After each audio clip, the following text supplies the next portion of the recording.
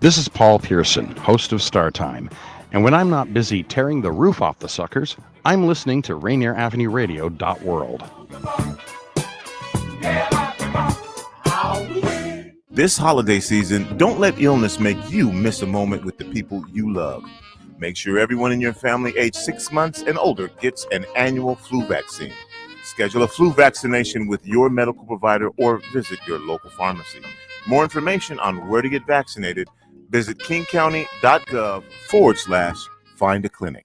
You're listening to Rainier Avenue Radio .world. I'm Granville Emerson along with my partner, Ronald Pepe. And we host the show Lid Line Sports right here on Rainier Avenue Radio .world, where we talk about football, basketball, local sports, national sports, Seahawks, UW, Seattle U Red Hawks, Garfield Bulldogs, all that and more right here on Midline Sports on Rainier Avenue Radio .world. Hi, I'm Mac McGregor, the host of the You Can Make a Difference show, which airs live every Friday at 12 noon PT time. On the You Can Make a Difference show, we shine a spotlight on people who are doing amazing things to make a positive difference in our communities and in our world. We talk about what inspired them to do the work and what inspires them to keep going, how they got their start, and how you can, if it inspires you, plug into their work. We can all do something that makes a difference. So tune in every Friday at noon to the You Can Make a Difference show with Mac McGregor. If you or a family member are 55 or over and need nursing home level care, but want to keep living where you are, check out Providence Elder Place PACE. This program offers healthcare, housing, transportation, and recreational activities. There are no co-pays or deductibles, and it's covered through Medicare and Medicaid. Providence Elder Place PACE works to keep you healthy and in your home. Call 206-320-5325 or visit providence.org Elder Place. Providence.org Elder Place. Would you like to see when your favorite Rainier Avenue Radio show comes on? Check out our show schedule, updated weekly at rainieravenue.radio.world.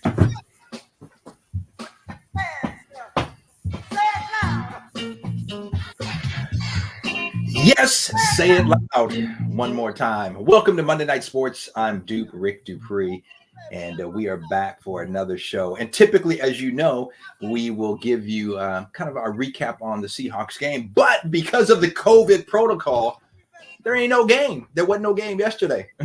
But obviously, there's a game tomorrow. But get this. I mean, there are now, are you ready? A record 47 players across the league were placed in the reserve COVID protocol today. 47. Man, I mean, you talk about, so 3 games, rescheduled. The Raiders and Browns played at that game. I don't know if it's still going on there, but it was going on, today. And then tomorrow, you've got the Eagles and the Washington football team, and then the Seahawks and Rams. But I mean, is that crazy? You got, we've talked about this, all season long, and, the potential of outbreaks. And I mean, is anybody surprised? You have all that close contact. When I'm looking at games, I mean, the stadiums are packed, and I don't see a lot of people wearing masks. I got to be honest. And again, so are the protocols? I know there are protocols. And I believe fans have to be checked, have to have a negative test, or whatever the case may be. But when you have so many people that still are not vaccinated and don't believe that they should be, and are fighting the process. And end of the day, we know there are 3 things that have been working, and I'm a testament to this, and I'll share that in a minute. But wearing a mask, getting vaccinated, testing, and even though I am fully vaccinated, I was this summer, I tested positive, and I'm at that age, threshold, if you will, at 59, almost 60, where it's a challenge, it's a concern.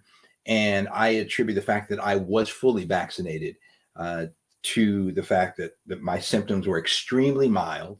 I felt like I had a head cold. My head was, kind of congested in the head, was congested and blowing my nose. Did not have a fever. Did lose I didn't realize it at first, but did lose my taste. Not all the way, but I lost my taste for several days. So it was probably 4 or 5 days. But here's the thing, is that I had the symptoms, and then finally, my wife convinced me to get tested. I'm like, I don't have COVID. Went tested and was positive. So I was in the house with those symptoms. It was on a Friday, and I didn't get tested till Tuesday. Got the results Wednesday. So that's a week. 5 days. What is that? Friday, Saturday, Sunday, Monday. 5-6 days, and nobody else in the house tested positive. They were all negative and tested multiple times to make sure. So I attribute the fact that I was fully vaccinated to, number one, my symptoms not being very bad at all, and number two, to me not being contagious. And so, I can only go, I think all of us, go by our personal experience, but I also trust, I'm not a conspiracy theorist, and I don't, buy into all of this, these anti-vaxxers and what have you. I don't understand what's so different. You look at, my kids, the MMR was mumps, measles, and rubella. They got those vaccinations, when our doctor said, hey, this is when they should get them. And there's a reason. And there's a reason those things aren't pandemics and causing problems. But it's unfortunate that we're in a day and age where there's just so much radicalism on either side. And so much of, well, I'm an adult, you can't tell me what to do. And I can do what I want to do. For me, it's so focused on self, and we're not thinking about others. And I go back to Aaron Rodgers, and I'm not sure if there was any consequences to the fact that Aaron Rodgers lied and said he was vaccinated. It was not. And he's back on the field playing. And has he been vaccinated? We're going to talk about Kyrie Irving shortly, but at some point, it's bigger than me. It's bigger than I, and we got to look at what's in the best interest of the whole. And I'm a firm believer, if we would have approached this differently under the previous administration, and if individuals would trust the science. And you see, I know you've seen them, because I've seen them stories on the news and what have you, and ads where people are saying, that are in the hospital deathly sick, and said, I wish I would have listened, and go get your vaccination. So the NFL, a record 47 players, single day high, were placed on the reserve COVID-19 list today. So, that is what it is. And as I said, 3 games obviously rescheduled. I want to read. So the NFL is, what they've done is they have, new protocols. I'm going to kind of read this and tell me if you can make sense of it. And then obviously Seahawks play tomorrow. Seahawks have, before I go there, the Seahawks, as big blow. They placed Tyler Lockett, Alex Collins on the list Thursday. Additional players include starting right tackle Brandon Shell, DJ Reed, the cornerback. Apparently, they're now in danger of not being available to play. You have Travis Homer, defensive end, Kerry Hyder, and then a couple of practice squad player, or at least one practice squad player. And so apparently all 6 of these guys have been vaccinated and tested positive.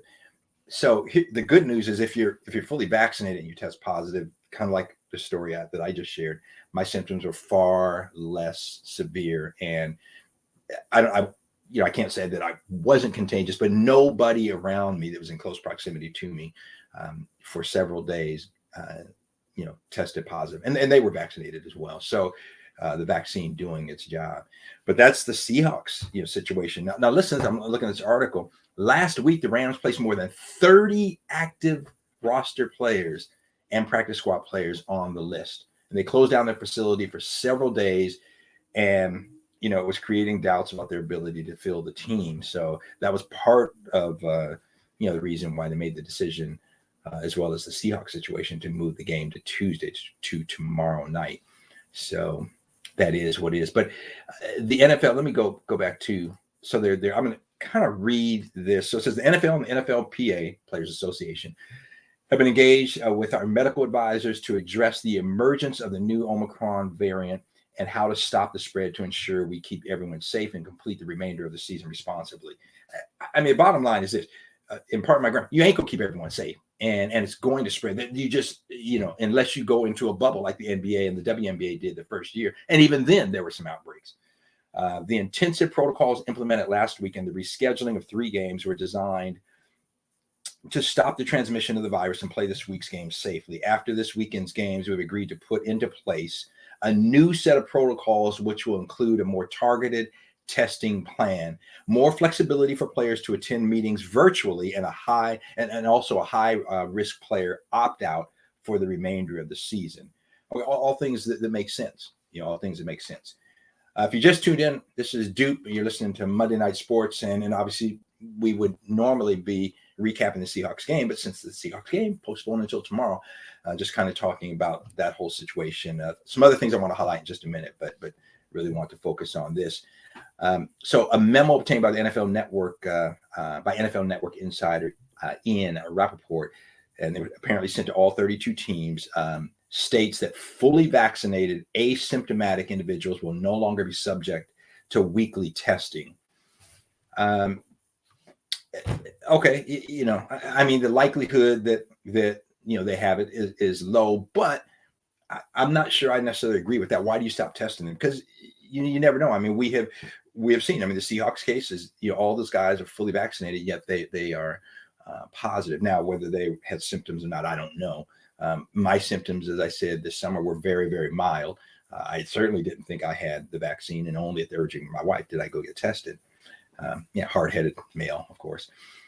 So again, the new updated protocol saying if fully vaccinated asymptomatic individuals, they won't have to be tested weekly. If a fully vaccinated player or staff member reports symptoms, that person will immediately be isolated and tested. So that's smart, and will not be permitted to interact with any player or tiered staff until producing a negative test. Okay, so that certainly makes sense. All players and tiered staff will be subject to stringent symptom screening prior to entering the team facility each day, before being permitted to enter, in order to ensure any symptomatic individual will be tested prior to enter. So that makes a whole lot of sense. Fully vaccinated players and tiered staff will be subject to strategic targeted spot testing, as directed by the NFL chief medical officer. I don't necessarily understand, why you go to targeted, I mean, it's almost like, random, testing, and you don't know if you're going to be tested. I mean, we know that there are these breakthrough cases, and people that have had the virus, or rather, I'm sorry, that have been vaccinated are getting the virus. So why stop testing? But again, that's my take on it. Such testing will include, without limitation, this is the strategic targeted spot testing. Such testing will include, without limitation, sample selection based on position group and staff cohorts. The NFL CMO, Chief Medical Officer, will notify each club ICO. I'm assuming that is the team chief medical officer, maybe. I don't know who the ICO, each club ICO. I'm not sure what the ICO stands for. It doesn't matter. Probably a medical person is dealing with this. Each NFL chief medical officer will notify each club ICO as to which individuals will be required to test each week. If COVID infections are identified in the NFL, and the NFL Players Association medical experts will determine additional mitigation efforts, which may include additional testing, the memo states. So there you have it. That's what's going on in the NFL, and it's a lot. It's a lot. So tomorrow night, Seahawks and Rams, and both teams will be without some players. It is what it is. Okay, I want to shift gears. Last Monday on the show, highlighted Steph Curry and the fact that he and the game was kind of ongoing as the show was starting, and he finished the game last Monday. And was 2 short of the record, 1 short of tying Ray Allen's all-time NBA 3-point record and 2 short of breaking Ray Allen's record. Well, they played back-to-back the next night. And as you might imagine, Steph came out firing. So this is to Steph, one of my favorite players. Love Steph Curry, and love the underdog, love the little guy. But I want to show you. And this is about almost 4 minutes, but it's the highlights of him. He came out, he was fired. You'll see it in a bit. If you haven't seen it, we're gonna replay it. And I just think it's cool that they stopped the game down. So anyway, Daniel, let's go ahead and play that full 4 minutes of Steph Curry breaking the record. Fanfare about that one. It's a much different story now. Yeah, I can't even remember. Curry lets it fly. Oh, and there it is, right away. He has tied Ray Allen. 1 down, 1 to go. It's going to happen fast, right? The buzz in this building. To catch your breath as Wiggins will go to the line. Here is the tying 3 in the all-time record. And Stephen Curry knows he's got 1 more to go to stand alone. As Mr. Curry brings the ball up once again. Alec Burks guarding him from the start. Wiggins again. Here's Curry for the record. It's good! There it is! Stephen Curry, the all-time 3-point king in the NBA.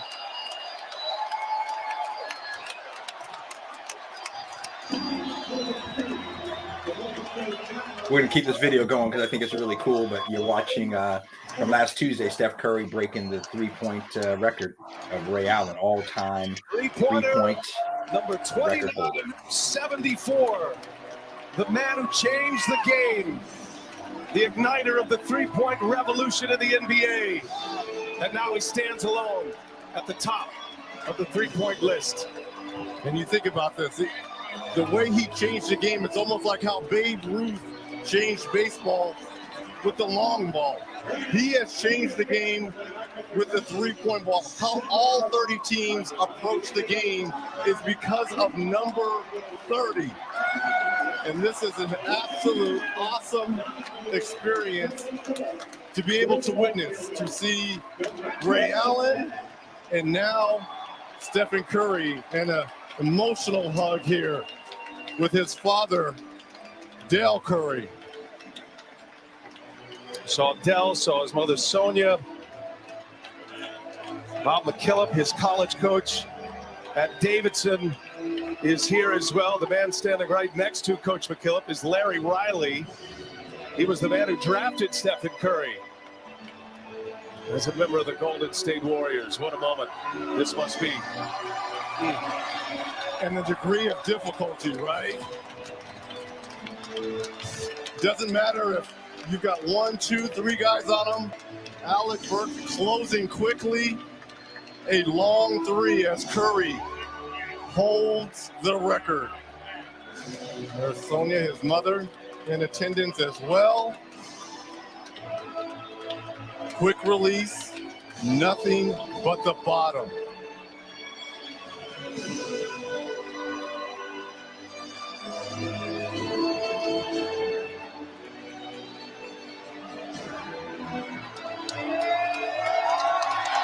What a moment. And here he comes. An embrace with Ray Allen.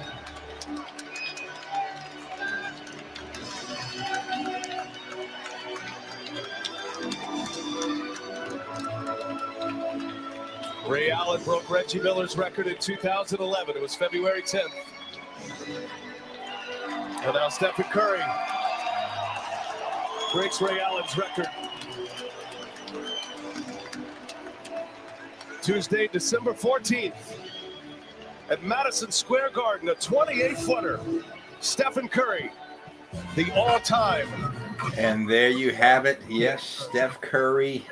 So congratulations to him, man. That was something pretty special. He is. You heard the announcer saying, he has changed the game, and that dude he's unconscious. He just throws it in from anywhere, and he certainly has changed the shape of the game. I don't know if there's ever going to be anyone to be as great as he is, but records are made to be broken. So how much more is he going to play? How much further will he extend that lead. But again, congratulations, to Steph Curry, which let's keep it in the NBA for a minute. And then I want to, if we have time, Under Armour, he wears Under Armour, and that's who endorses him. And they did a really cool tribute. If we have time, we're going to play that. But there's a couple other things I want to talk about. And the next really goes back to, we're talking about the COVID protocols. The NBA is struggling, as well.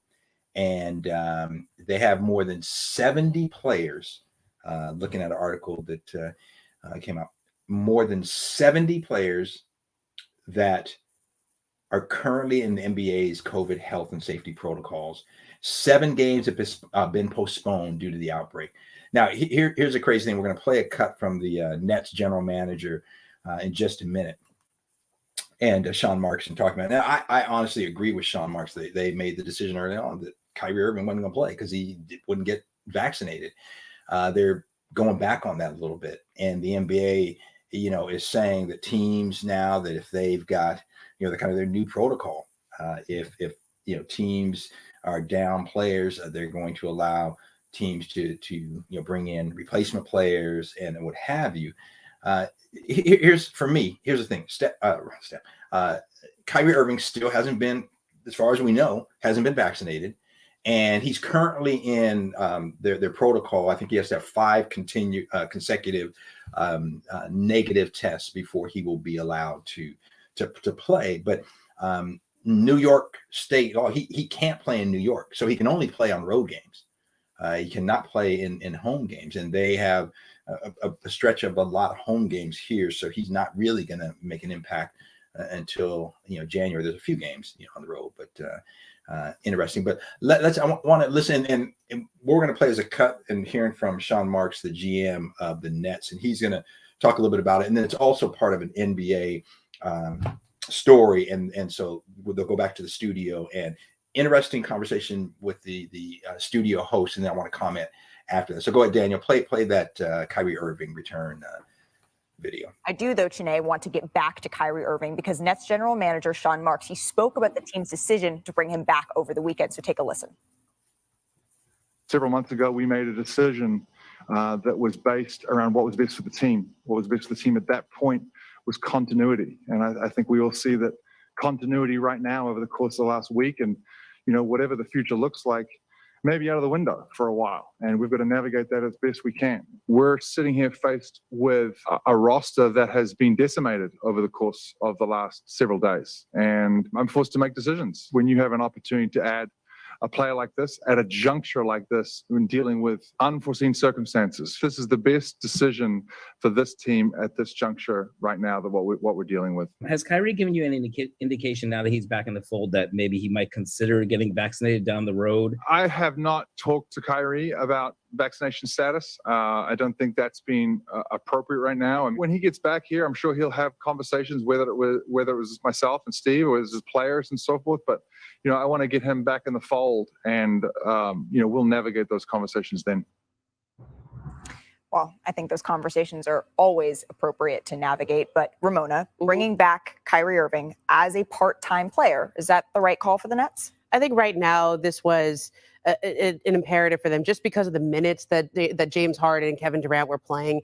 And I think this really came from the other players within the organization saying, we need him. Just flat out need him. And if you look at their schedule coming up, I don't know how helpful he's going to be to them, because as you know, he was placed into the health and safety protocols almost immediately. And so he has to return 5 consecutive negative tests, but now that he's in the protocols, but look at their schedule coming up. I mean, they have a lot of home games where if he doesn't play on this upcoming 3-game road trip that they have, then he won't be available to them until pretty much the middle of January. Well, and Sean Marks did say that this was a collaborative decision. There is the schedule that we're looking at. So you see they play at Portland, at LA, at Clippers, but then they have quite a handful of home games, Shanae. That's exactly what I was going to say. I know a lot of people will see like, oh, how is this going to work out immediately? I think this is a long game decision, knowing that this is something that the league is going to have to balance for the next few months, trying to find some form of stability with rosters while navigating the situation we're in currently. So I actually circled after Christmas 2 home games until January 15th. But then after that, late January, 11 of 14 games on the road. Right. And when we talked about Kyrie Irving earlier in the season, we're like, well, he could be available for this circumstance. circumstance. I think things are so dire right now for roster construction that you have to look. That's probably our better chance of maintaining our position, because at the end of the day, they're in the winning business, right? They're number one in the East. And if you are having guys like Kevin Durant take extended minutes, you don't want to put everyone else at risk. Now, I know risk is a question when it comes to Kyrie, but when you're thinking about teams, it absolutely, Ramona, you're right. It comes to the players. At some point, you're like, can we actually have him? Like, it's going to hurt us at this point more than we even expected. Well, and Woj mentioned it. It's about winning a championship. That's the number one thing driving. This is the business of basketball. But at the same time, you have to recognize Sean Marks, he did say when he was asked whether or not this is going to be something that's going to be going on all season long, or whether or not when they get players back, they're going to revert back to saying, okay, Kyrie, thank you for your service, not so much. To me, that seems like once you've squeezed the toothpaste out of the tube, it's going to be very hard to put back in. But Sean Marks didn't commit to have him for the rest of the season, at least not yet. You sort of have to read the tea leaves there. It is important to note that Joe Tsai has been a fierce advocate for the vaccine and for getting vaccinated. And so not only is this a shift basketball-wise that makes a ton of sense, by the way. They had an all-star on the bench that they can then bring in. How many teams that are decimated by COVID right now have that opportunity? That makes sense. But the shift in sort of the messaging there, that's something that I am curious to see continue, because we know what works here, and that's masking, testing, and vaccines. And after Christmas, the league is going to require testing again. So there you have it. And that's exactly, the case is that the league will require testing, going into, the new year. And you can, as she said, masking, vaccines, and testing. So it's going to be interesting to see how they handle that. I have, now I was going to say mixed feelings, but I don't really have mixed feelings, because I think that if you are going to be selfish and say, I'm not going to do this, regardless of all of the data and the science. And for Kyrie at the beginning of the season, well, I'm doing my own research. I need to do more research. Oh, come on, man. What research are you doing? The experts already, again, it goes back to what I said at the beginning of the show, is that we have become such a society where we're focused on self and not looking at what's in the best interest of the whole. And like Malcolm X said, one of my favorite individuals of all time, he said, am I my brother's keeper? And we should be thinking about what's in the best interest of the whole, not just the one, just the self. I want to finish up here. We got a couple minutes and we're going to play a video. I don't know if you had a chance to watch the PGA tournament, but so exciting to see Tiger Woods back on the course. And even, well, I was going to say exciting, but man, if you golf and you see his 12-year-old son, and we're going to show you some highlights here in just a second, man, I look in the mirror like, okay, I need to throw my golf clubs away. This dude hitting the ball at 12 years old, something I can do maybe once every 30 times I'm hitting the ball. And man, just incredible. So we're going to play the video. And they had a string yesterday and almost won the tournament, lost it to John. John Daly and his son. But let's go ahead and roll the video and check out Charlie Woods. Great whole location. Just got to get it back there.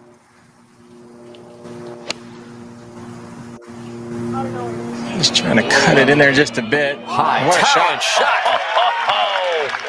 I mean, that had some height on it. I was just going to say, this is a very difficult pin to go attack. The shot required that his dad has been hitting for decades. A little left.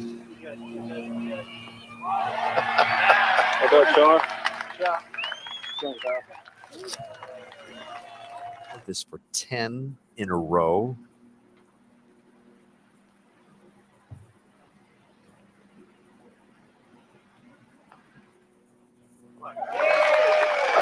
I haven't said it in a while, Jake, but expect anything different? Yeah.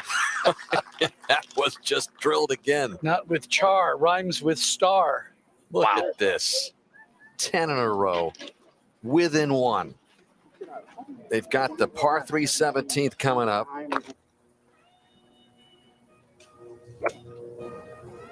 Look at this.